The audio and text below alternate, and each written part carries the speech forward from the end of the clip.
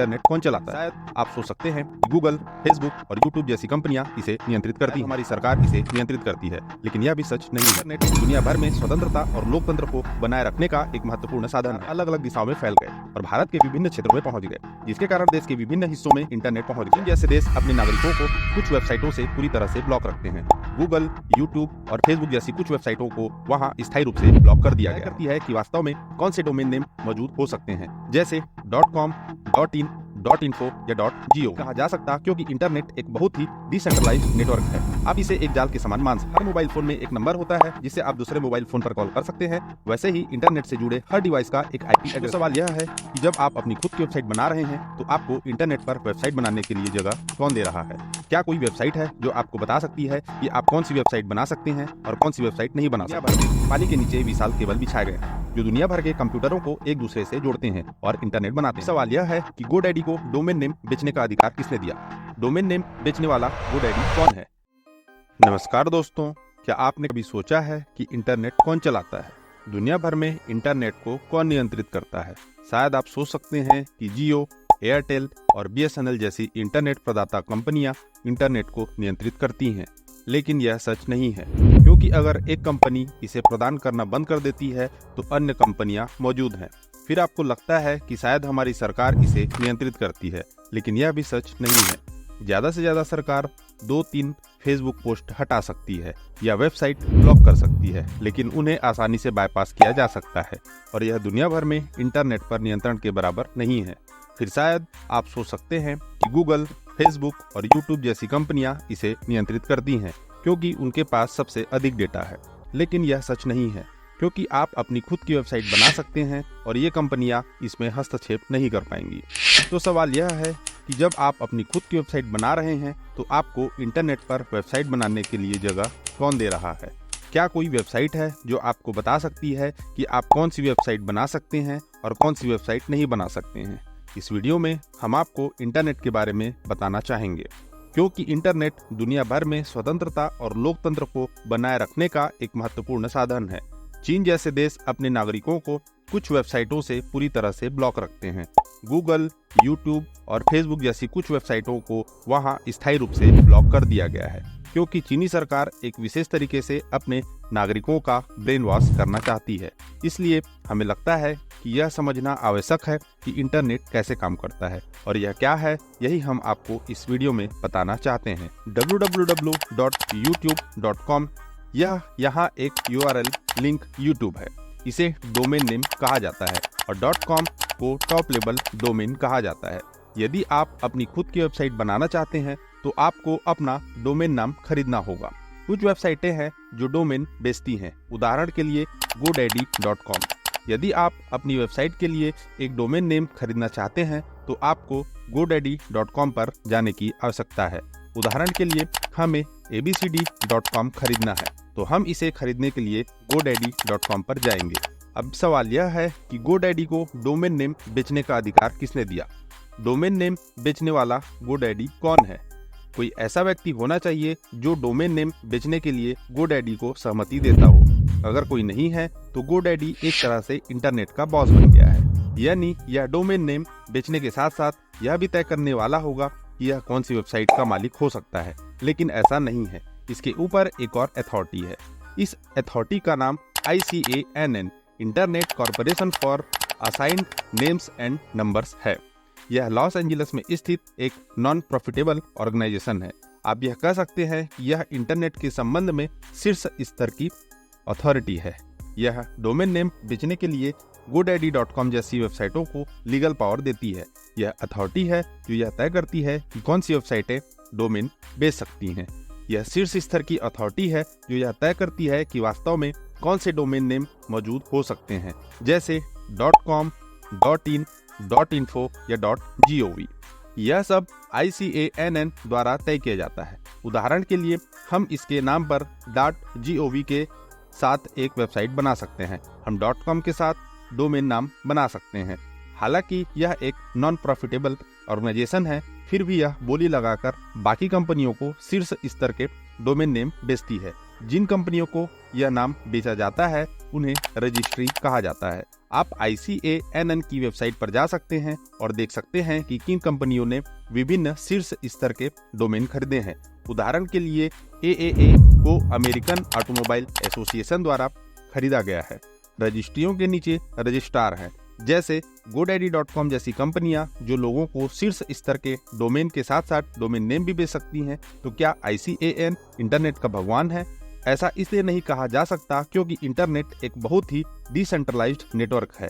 आप इसे एक जाल के समान मान सकते हैं। इंटरनेट से जुड़े सभी मोबाइल फोन और कंप्यूटर इंटरनेट बनाते हैं। आप इसे सर्वर कह सकते हैं। आपके मोबाइल फोन और कंप्यूटर डेटा सेंटर और सर्वर हैं जो तारों के माध्यम से एक दूसरे से जुड़े होते हैं। महाद्वीपों में दुनिया भर में पानी के नीचे विशाल केबल बिछाए गए हैं जो दुनिया भर के कंप्यूटरों को एक दूसरे से जोड़ते हैं और इंटरनेट बनाते हैं। अब आप पूछ सकते हैं कि मेरा मोबाइल फोन किसी केबल से जुड़ा नहीं है, तो इंटरनेट कैसे काम करता है? मोबाइल फोन मोबाइल टावरों के माध्यम से संचालित होते हैं। आपके मोबाइल फोन में 3G 4G सिग्नल तभी होता है जब आप मोबाइल टावरों के करीब होते हैं, लेकिन अगर आप थोड़ी दूर जाते हैं तो सिग्नल आपके फोन पर दिखाई नहीं देते। तो मोबाइल फोन के टावर वास्तव में तारों से जुड़े होते हैं और वे अंततः उन तारों से जुड़े होते हैं जो दुनिया भर में जुड़े तारों से जुड़े होते हैं।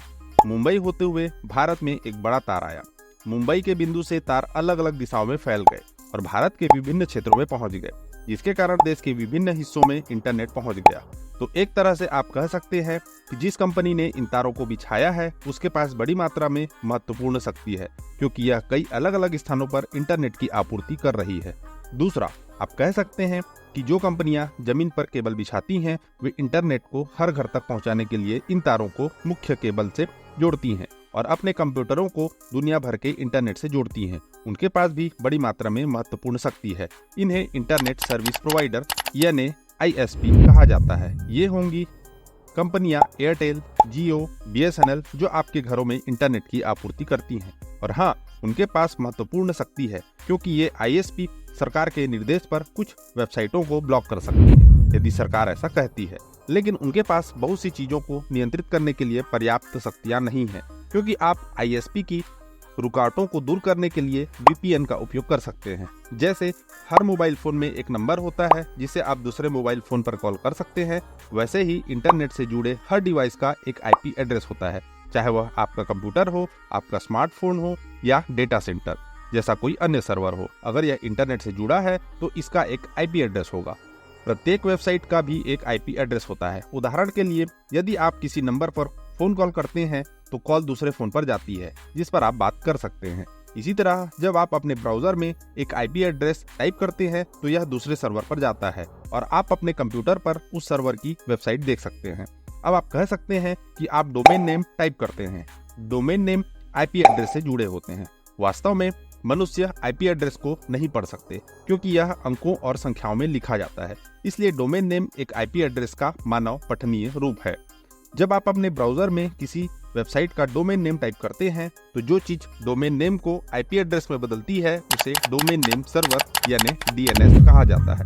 कभी कभी इंटरनेट सर्विस प्रोवाइडर कुछ वेबसाइटों को DNS से ब्लॉक कर देते हैं ताकि जब आप डोमेन नेम टाइप करते हैं तो यह इसे विशेष IP एड्रेस से लिंक करने में सक्षम नहीं होता है। इसलिए इंटरनेट सर्विस प्रोवाइडर का DNS आपको कुछ वेबसाइटों तक पहुंचने से रोकता है। इसके लिए आप बस एक सार्वजनिक DNS का उपयोग कर सकते हैं।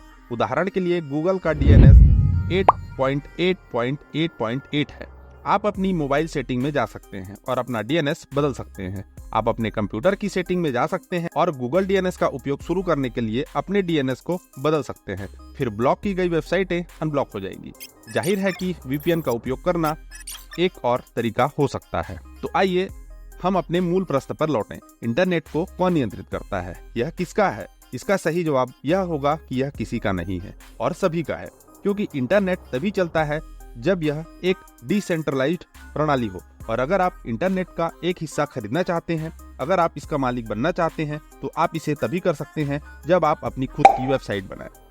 आप वेबसाइट कैसे बना सकते हैं? अपना खुद का डोमेन नेम खरीदें, फिर आपको एक सर्वर खरीदने की आवश्यकता होगी जहां आपकी वेबसाइट को स्टोर किया जा सके।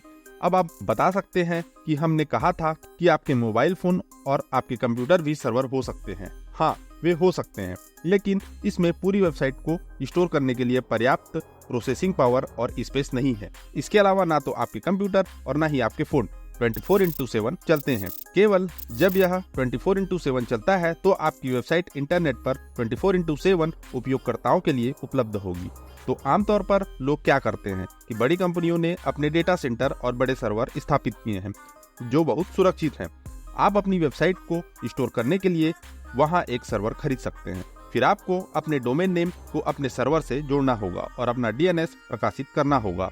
अब इसके बारे में आप मान सकते हैं कि आप एक वेबसाइट के मालिक हैं।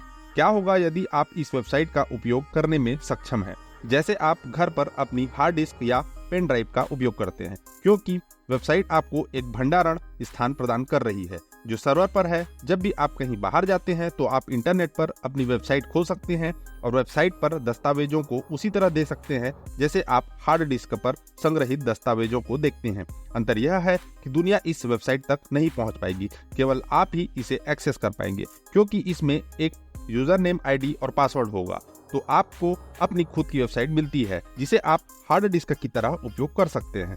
तो दोस्तों, आपको अपना जवाब मिल गया होगा कि इंटरनेट कौन चलाता है और दुनिया भर में इसे कौन नियंत्रित करता है। अगर आपको वीडियो पसंद आया तो इसे लाइक करें और इसी तरह के वीडियो देखते रहने के लिए हमारा चैनल सब्सक्राइब करें। धन्यवाद।